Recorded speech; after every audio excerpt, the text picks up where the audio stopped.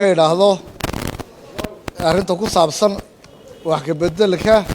xeerka ururada siyaasadda ee xeer nambar 2014 22 sharciyadiisa iyo nidaamkiisa halkan waxa ka hadlay xildhibaan aan isku magacnahay isku xusbinahay oo iga horeeyay kaasoo arrimaha sharci ahayn si guud mara u taataabtay carabta waxa tiraahdaa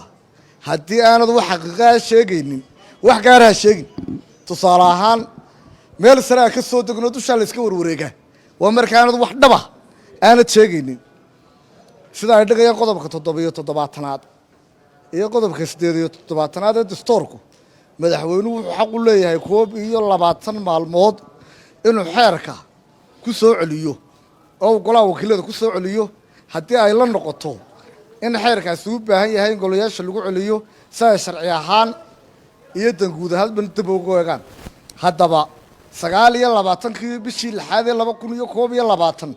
ayaa golaha wakiiladu xeerkan madaxweynaha u gudbiyay kadib markii golaha guurtoodu ansixiyay 21 maalmood ee madaxweynuhu haystayna waxay ka bilaabmayeen 29 bisha Juun waxaanay ku dhamaanayeen 20 bisha 7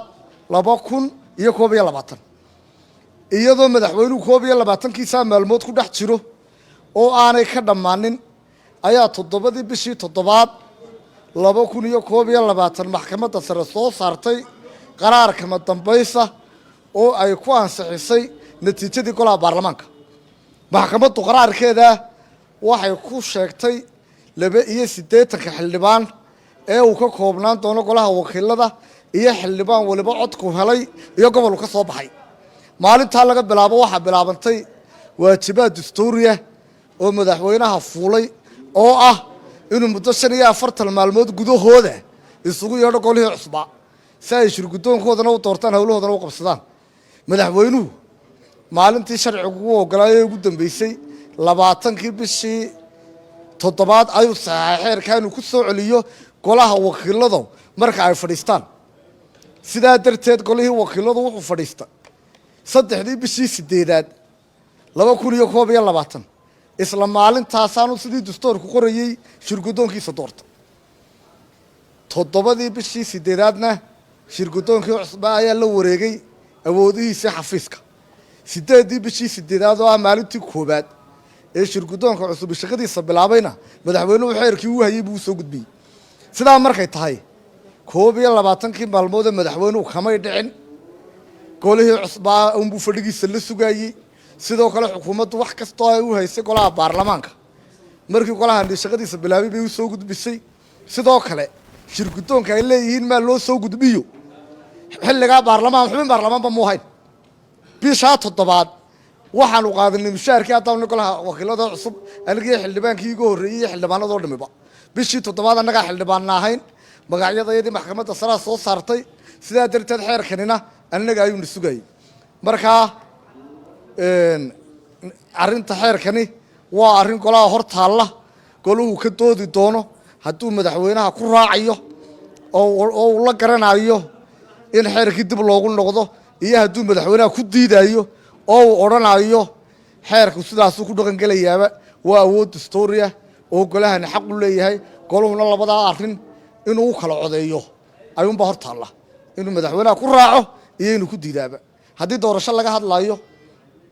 wadanka waxa hor taalla doorashadii golaha guurtida oo dastuurku dhigayo inay muddo ka dambayso sanada marka la doorto golaha wakiilada golaha guurtida wuxuu la xilliyaa golihii la doortay 1997 ee muddadiisu ku dhamaanaysay 2002 ee 3 sano ku darsaday ee 2005 markii la qabtay hadana guurtoodu ay ahayd inay sanad ka dambayso ee ilaa maanta ay fadhido golaha way ka hadhay oo 16 sano fadhiyay iyo golihii inaga horeeyayba maantana golaha guurtooda doorashadiisu waxa ku beegan tahay bisha May sanadkan soo socda waxa kale oo inoo taalla doorashadii madaxweynaha oo ku aastaysan bisha 11aad ee 2022 ururaduna waxay ku beegan yihiin muddadoodu bisha 12aad sababta labada doorasho ee mudaysan ee doorashada ururada ka soo horeeyay looga boodayaana waa maanta farban meeyahay fadhiyo geelu doorasho doon maaha waa warwareegtoon iyo waxaanaynu u bixinay la meerayso taana waxaanu leenahay ciddii doorasho diyaari doorashooyinkan inoo bislaaday salaad walba xilligeeda la tukadaa iminka duhur baa leedahay ma yacsan ma tukan karo ha u diyaar garowda ha u weysaysato doorashooyinka iminka waqtigoodu taagan yahay haka laga hadlo guurtidanaynu weligaanba dooran kari weynay ee dhowr iyo 20 sanood fadhida sidii loo dooran lahaa doorashada madaxweynahana ha loo diyaar garoobo arrinta ururadana anigu waxaan qabaa in madaxweynaha lagu raaco in xeerkan dib loogu noqdo oo aynu ka baxno in sanad walba dad siyaasadeed liisla soo taagaan ururada ha la fureeyaan la furin waa inaynu maanta helnaa xalaan dib la isugu weydiin in urur la furo oo aynu isla garanaa inaan ururadu dib u xidhmin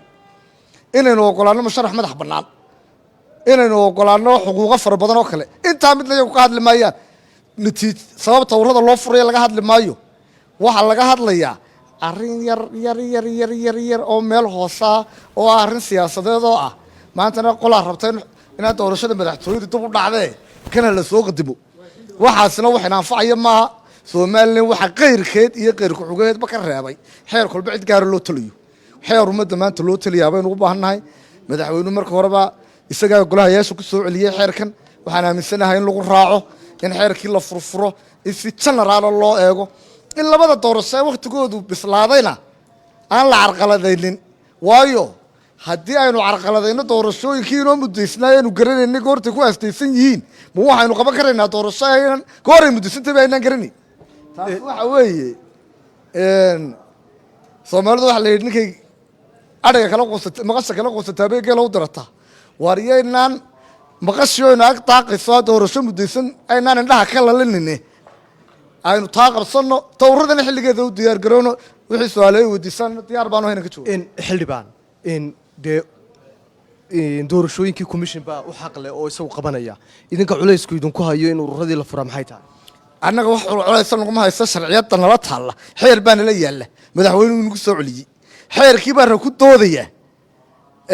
yaan qolu waajibkiisa gudanine gudoomiyaha faafiyo war xeerkii madaxweynaha soo celiyay waxaanu yiri golayaashu waajibkooda ha ku gutaan goluhuna waajibkiisa ayuu ka gudanaya in saaxiibaday qaldeen waxaan idinku cadaynaya saaka mooshibe keenay